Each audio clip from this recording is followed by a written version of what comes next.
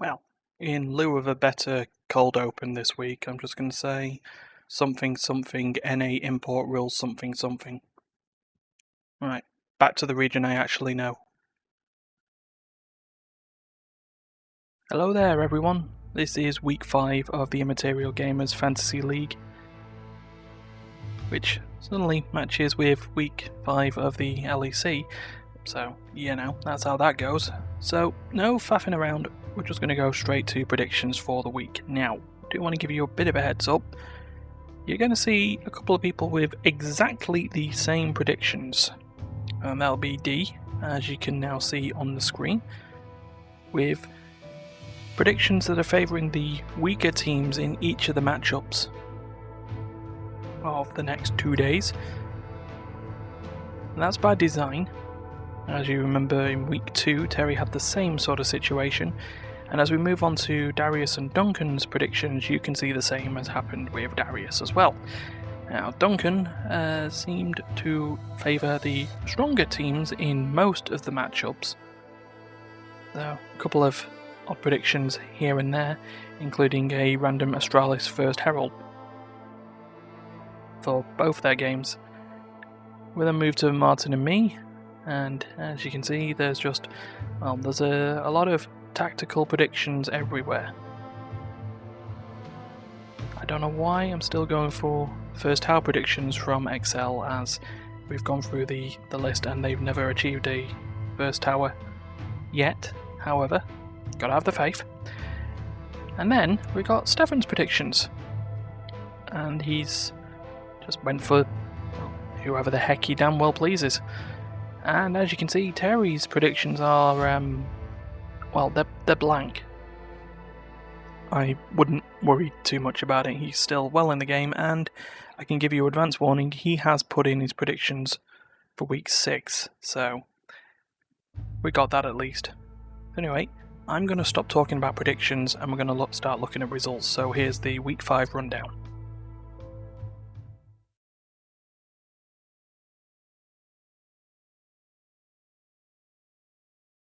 Right, here we go, Friday, game 1, and it's Shelker taking on SK again. Could there be a repeat? Stuff going on? Well, this level 1 brush dive didn't really work out well for Shelker, and SK ended up with a dragon as well. Well, Shelker did end up getting a nice uncontested herald. I like the word uncontested. And it was used on a bottom tower pretty efficiently. Baron fight though, weird Azir ult equaled SK Baron. And also a good old SK win. Like about 90 seconds after. Right, game 2, XL versus Mad Lions. Now XL are in a bit of a losing form, but could they improve on week 5? Well, not with that first blood from Mad Lions. Ocean Drake ended up that way though, so that was all good. But it seemed to be a weekend of impatient play, and while trying to set up stuff, Mad Lions ended up with the first Herald and also first tower. Good old mid one for a change. And also ended up with the Baron. Not much XL could do about it, with most of their team gone. And it was another loss for them, unfortunately, but Mad Lions getting themselves back in the spirit of things. Game 3, Astralis versus G2. And this is a week where the weaker team were actually showing some strengths and actually gave G2 something to fight for, even if their objective game wasn't as great. G2 took the first 2 objectives. Astralis did end up with Shelly the Herald and the first tower as well, again a bottom lane tower, while G2 were trying to take the second Herald, but Baron ended up the way of G2 directly after an Infernal Drake fight, and even though they held off a little bit, G2 did get the win. Game 4 is Rogue versus Misfits. Now, Rogue really strong this split, and it was continuing. They got themselves an early first blood, and also got themselves good old Ocean Drake. And the first herald of the game, sort of stolen though. So this team fight happened, and I was keeping my beady little eye on making sure that Rogue actually picked up the eye, which is the condition. And eventually, after this sort of 3v3 fight, here it comes. Stolen. Right. That herald was then used on mid lane tower, but the bottom tower was the one taken first. Misfits, though, didn't like heralds being stolen, so they just stole the Baron. Not that it helped them, because with their only 2 kills against Rogue's bajillion, it didn't work. Right, game 5, Vitality versus Fnatic. And there was a monologue that had happened on the actual LEC broadcast on this that explained how this fight was going. Vitality ended up with first blood, while Fnatic ended up with the first dragon of the game. The Herald, also taken by Fnatic, while Pengu emotes were being thrown around. Tower, also taken by Fnatic, so they were in a really strong position to win this game. It didn't happen. Vitality ended up with the Baron and a healthy kill lead and gold lead to get their second win of the split. So that's Friday down. Let's move on to Saturday. And it's XL's turn to take on Astralis. Seeing if we could get a game out of here that didn't involve a corky. So that's something. First blood ended up to Astralis, as did the dragon. A cloud one this time, which was nice. XL, again, getting themselves an objective at least in terms of the first herald. And it was actually a pretty close game. And then, again, XL were playing too offensively, and well, Astralis ended up picking up the other objectives. And just didn't work. So Astralis got themselves third win of the split. Saturday's game 2 was Misfits versus SK, and after taking Shelker down a peg, could SK end up doing better and taking out Misfits? Well, not just yet.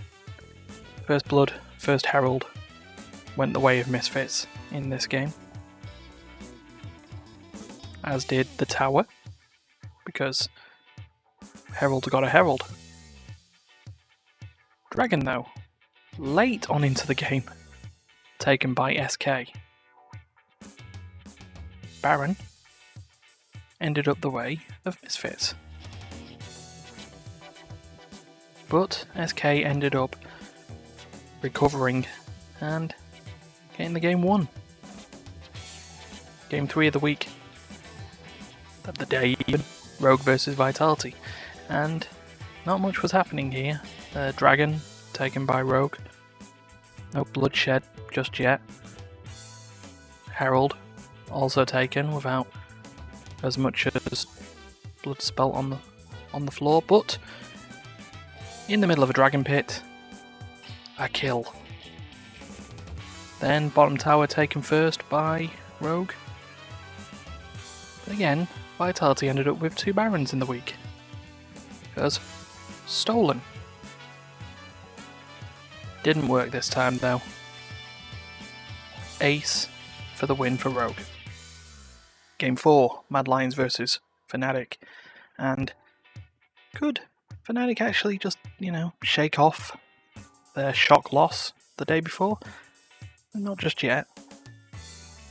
Mad Lions ended up with the first herald and the first blood. But Fnatic did end up getting the Ocean Drake and the first dragon of the game. Tower taken by Fnatic in the mid lane. Mad Lions just weren't getting there. Baron was taken by Mad Lions though, sort of uncontested to a point.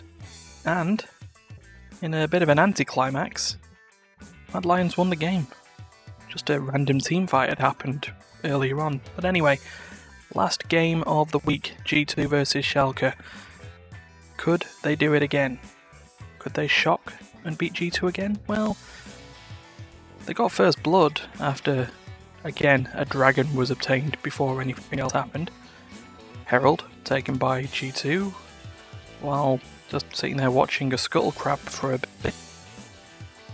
Tower also taken, and it was sort of slightly even until this point where G2 just sat there and just stomps like they do. So yeah, comfortable win for them. And that ends with week 5. So, leaderboard time. And this is a shocker. Right at the top, Stefan on 42 points. Everyone else was in the 20s, apart from the aforementioned Terry, and week 5. For someone who doesn't want to win this, Steph's doing a really bad job of it. There, with a good old 8-point lead ahead of Duncan. But you never know, anything can happen. So we'll see you on week 6. Goodbye.